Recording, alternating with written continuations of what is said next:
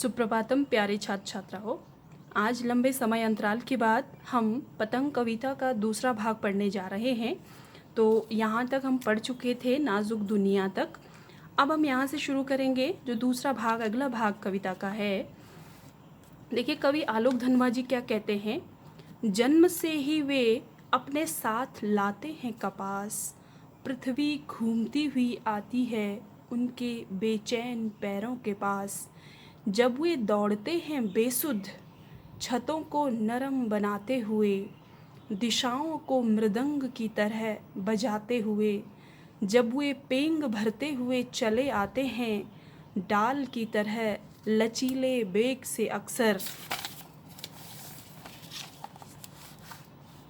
छतों के खतरनाक किनारों तक उस समय गिरने से बचाता है उन्हें सिर्फ उनके ही रोमांचित शरीर का संगीत। पतंगों की धड़कती ऊंचाइयां उन्हें थाम लेती हैं महज एक धागे के सहारे। पतंगों के साथ साथ वे भी उड़ रहे हैं अपने रंध्रों के सहारे। अगर वे कभी गिरते हैं छतों के खतरनाक किनारों से और बच जाते हैं, तब तो और भी निडर होकर सुनहले सूरज के सामने आते हैं। पृथ्वी और भी तेज़ घूमती हुई आती है उनके बेचैन पैरों के पास। तो अब ये तो हो गया कविता का वाचन। अब हम इसकी व्याख्या जान लेते हैं, साथ साथ इसका शिल्प सौंदर्य भी देखेंगे। इसमें मैंने आपको पहले भाग में बताया था कि इसमें बिंबों की प्रधानता है। कहीं दृश्य बिंब है, कहीं श्रव्य बिंब है, कहीं गत्यात्मक बिंब है जिसे गतिशील बिंब भी कहा जाता है। तो देखेंगे यहाँ पर कवि क्या कहना चाह रहे हैं। ये जो पहली पंक्ति है, जन्म से ही वे अपने साथ लाते हैं कपास, कई बार जो है आपको परीक्षा में भी पूछा जाता है कि इस पंक्ति का क्या आशय है। तो कृपया ध्यान से सुने और इसका अर्थ समझने की कोशिश करें और कवि ने ऐसा प्रयोग क्यों किया है वो समझने का प्रयास करें। तो कपास क्या होता है, आपने देखा होगा जिससे आप रुई बनाते हैं। तो कपास का तात्पर्य यहाँ पर रुई, अर्थात रुई कैसी होती है, मुलायम भी होती है और हल्की भी होती है, कहीं भी उड़ जाया करती है, एक जगह स्थिर नहीं होती है और हल्की होती है, वो कहीं भी उछल करके। और मुलायम यानी कि जैसे बच्चों की जो भावनाएं हैं वो कैसी होती हैं, मुलायम होती हैं, उन्हें जल्दी से ठेस भी पहुंच जाती हैं। और जो है वो हल्के भी होते हैं, वो जहाँ मर्जी वहाँ दौड़ते रहते हैं, एक जगह टिकते नहीं हैं। तो देखिए जो कविता का पहला भाग हमने देखा, अगर उसको हम ध्यान में रखते हुए इस पंक्ति का अर्थ देखेंगे तो यह निकलता है कि कवि बच्चों का भागना दौड़ना देखकर ये कहना चाह रहा है कि इन बच्चों के पाँवों के तलवों में कपास बंधी हुई है। ऐसा लगता है कि जन्म से ही ये बच्चे अपने पैरों के तलवों में कपास बांध कर लाए हैं, जिससे न तो उनको कठोर सतह का आभास होता है और न ही ऊंचाई का। वे बेसुध होकर भागते दौड़ते रहते हैं। बच्चे एक जगह टिकते ही नहीं हैं, अर्थात वे कपास के समान हल्के भी होते हैं। तो ये देखकर कवि यह कहते हैं कि जन्म के साथ ही बच्चों के पैरों में रुई अर्थात कपास बंधी हुई होती है। एक बात हम और यहाँ पर देख सकते हैं, वो ये कि कवि बच्चों को उनकी भावनाओं को मुलायम, सफ़ेद, स्वच्छ बता रहे हैं, क्योंकि कपास के समान मुलायम, स्वच्छ, सफ़ेद बच्चों का आपको पता होना चाहिए कि बच्चे के मन में कोई भी राग द्वेष नहीं होता है। जब तक बच्चा छोटा होता है उसके मन में किसी के लिए भी कोई राग द्वेष नहीं होता है। तो इसी बात को ध्यान में रखते हुए कवि ने यहाँ पर ये भी अर्थ हम इसका निकाल सकते हैं। तो मुख्यतः पहला भाग है उसको ध्यान में रखते हुए हम यही लेंगे जो मैंने अभी आपको बताया कि बच्चों का भागना दौड़ना देख करके कवि उनको क्या कह रहे हैं कि उनके पाँवों में जैसे कपास बंधी हो, अर्थात हल्के, बिल्कुल हल्के, अत्यंत हल्के, और जहाँ मर्जी वहाँ वो चले जा रहे हैं।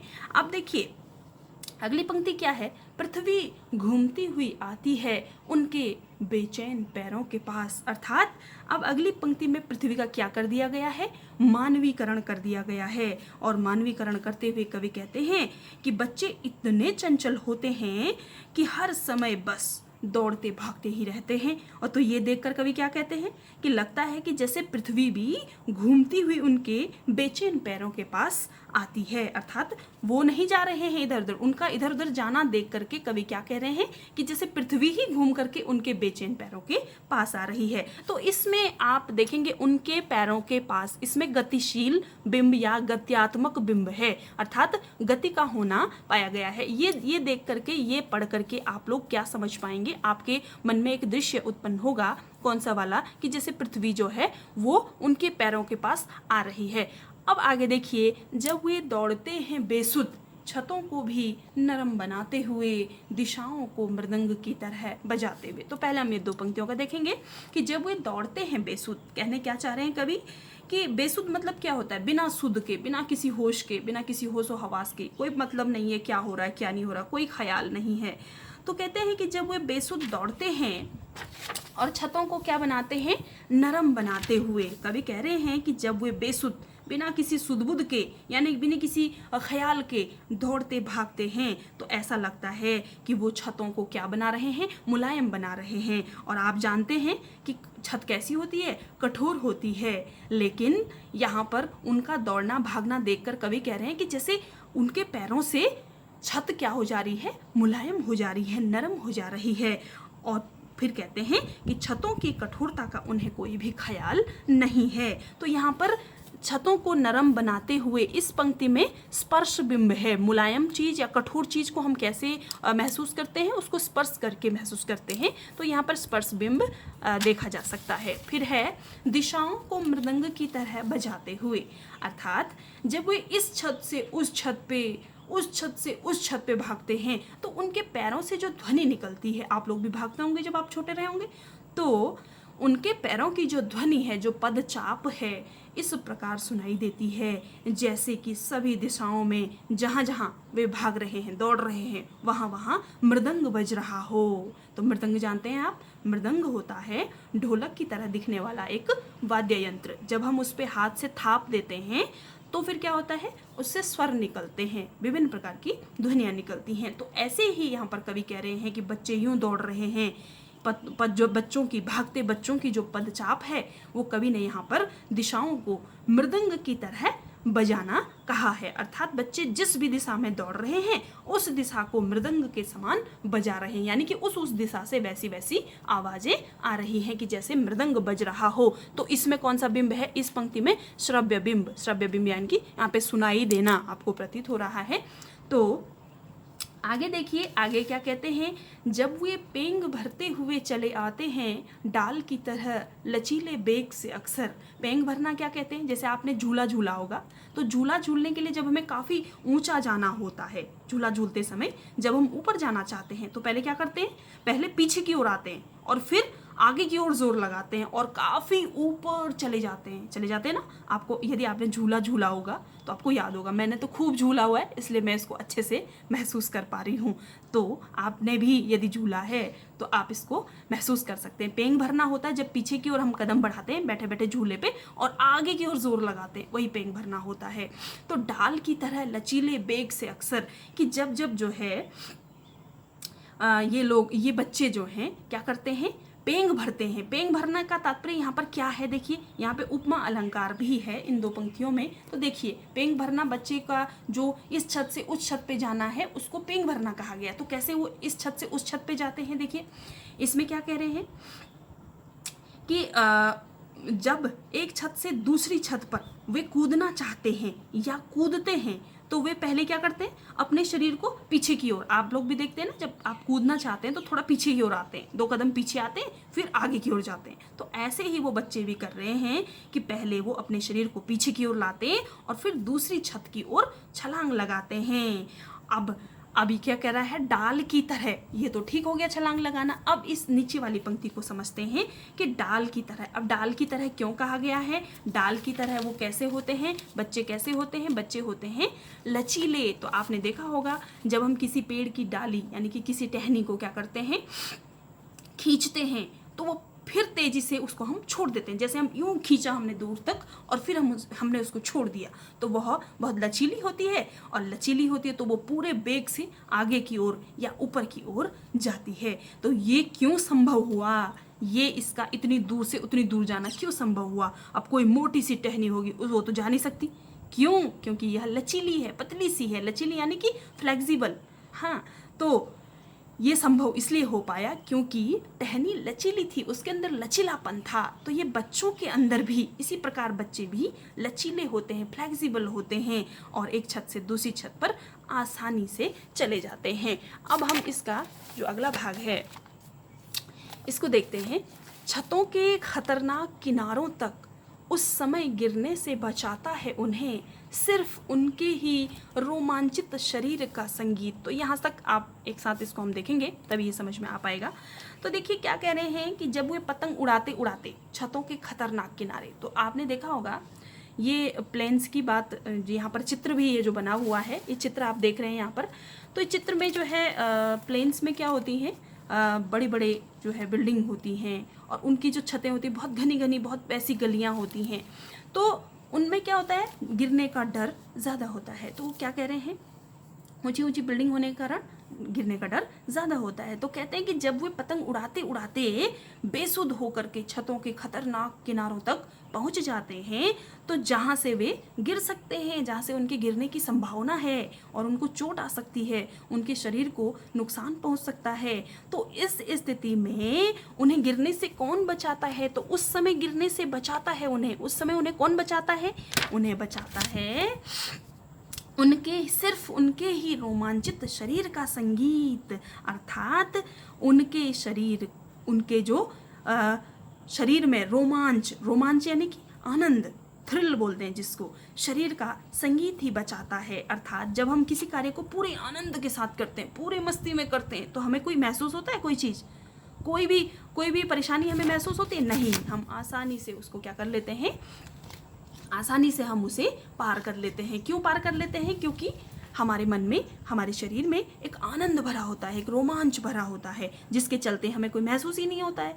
तो यहाँ पे कवि यही कह रहे हैं कि उस समय उन्हें उनके शरीर, उनके रोमांचित यानी कि आनंदित शरीर का संगीत ही बचाता है। अर्थात जब हम पूरे आनंद के साथ किसी कार्य को करते हैं तो मुश्किल से मुश्किल कार्य को भी क्या कर लेते हैं, हम आसान बना लेते हैं। तो यह हमारे रोमांचित अर्थात आनंदित होने के कारण होता है। मतलब बच्चों को पतंग उड़ाने में इतना आनंद आ रहा है कि छतों के खतरनाक कोने भी उन्हें आसान लगने लगते हैं। तो इसलिए कवि यहाँ पे कहते हैं कि उनके शरीर का रोमांचित शरीर, उनके शरीर का जो रोमांचित हो करके जो संगीत अर्थात आनंद का जो भाव है वो उन्हें बचाता है। आगे कहते हैं, पतंगों की धड़कती ऊंचाइयाँ उन्हें थाम लेती हैं महज एक धागे के सहारे। आप देखिए, अब जो पतंग है, जो पतंगों की धड़कती ऊंचाइयां हैं वो कैसी हैं? देखिए, पतंग इतनी ऊंचाई पर उड़ रही है। अब देखो, इसको यहाँ पर धड़कती ऊंचाइयां क्यों कहा गया है? धड़कती ऊंचाइयां इसलिए, यहाँ पे विशेषण विपर्य अलंकार भी है, विपर्ययी अलंकार भी है। तो क्यों है, देखिए इसको देख लेते हैं। धड़कती ऊंचाइयां क्यों कहा गया है? तो पतंग इतनी ऊंचाई पर उड़ रही है कि उन्हें देखकर किसी का भी हृदय जो है वो क्या हो जाए, उसकी धड़कन बढ़ सकती है।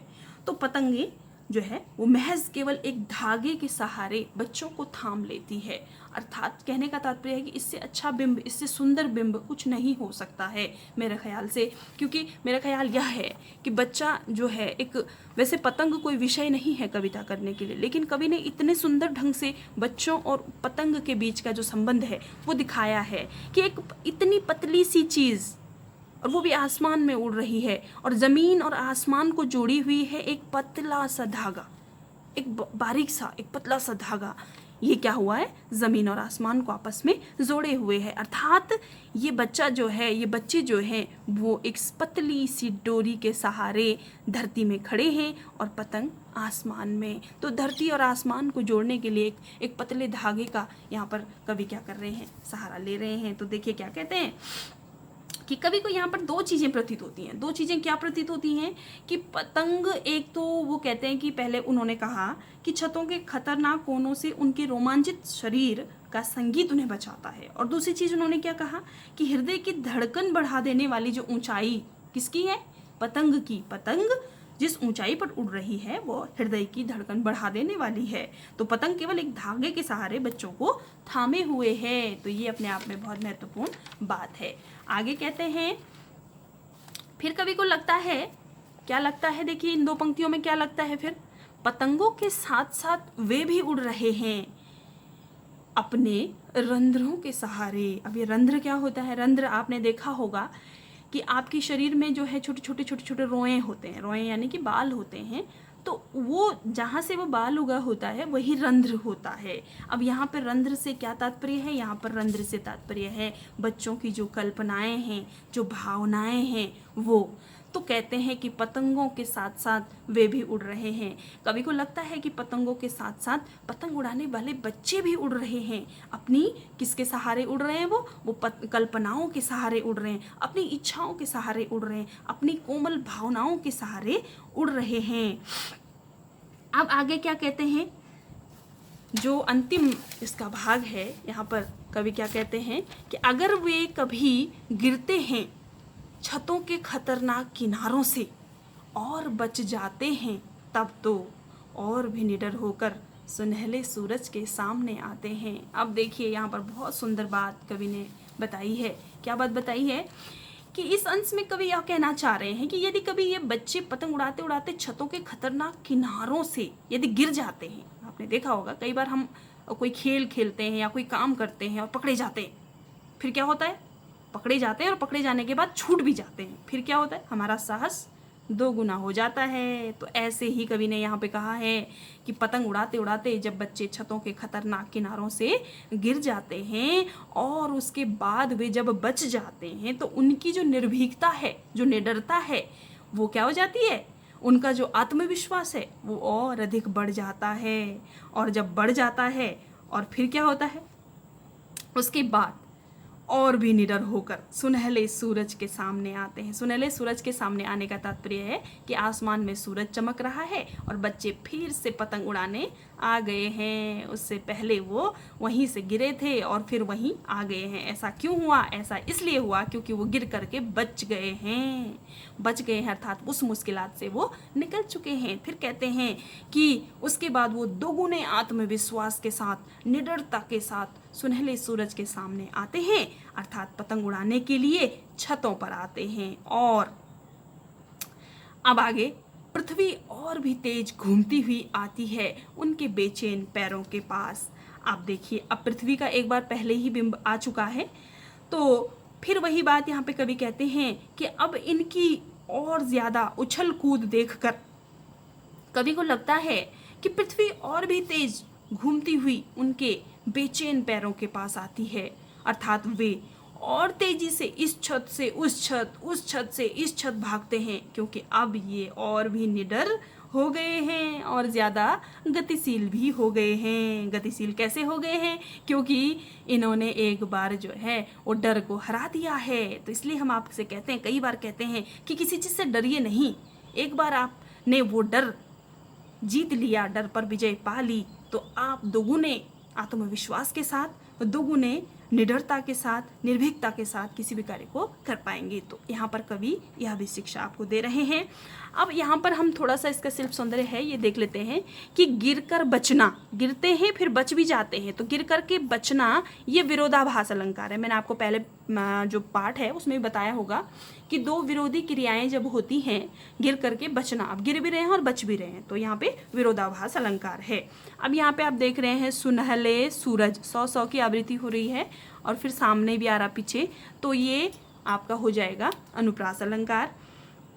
फिर इसमें आपको मैंने बताया ही था, पहले पीछे भी आया था, ये पृथ्वी और भी तेज घूमती हुई आती है, ये गतिशील बिंब या गत्यात्मक बिंब भी हम इसे कह सकते हैं। आगे आप यहाँ पे देख रहे हैं कि कहीं मैं देख रही थी पाठ में कि बिंब, ये बिंब स्पष्ट करें, ये वाला प्रश्न आया है ना, तो मैंने आपको बताया यहाँ पढ़ाते समय मैंने आपको कभी कहीं जगह, सभी जगह मतलब लगभग जहाँ जहाँ बिंब उपस्थित हैं वहाँ बताया कि गतिशील बिंब कौन सा होगा, जहाँ आपको गति महसूस होगी, और श्रव्य बिंब कहाँ होगा, जहाँ आपको कुछ सुनाई देने का क्या होगा, आभास होगा, और दृश्य जहाँ कुछ दिखाई दे। तो इस प्रकार से फिर आगे इसमें देखिए, इसमें शुद्ध साहित्यिक खड़ी बोली का प्रयोग हुआ है, लेकिन कहीं कहीं इसमें जो है उर्दू के शब्द भी, जैसे इसमें आप देख सकते हैं बेचैन, हाँ ये बेचैन शब्द है, बेचैन शब्द ये उर्दू का है।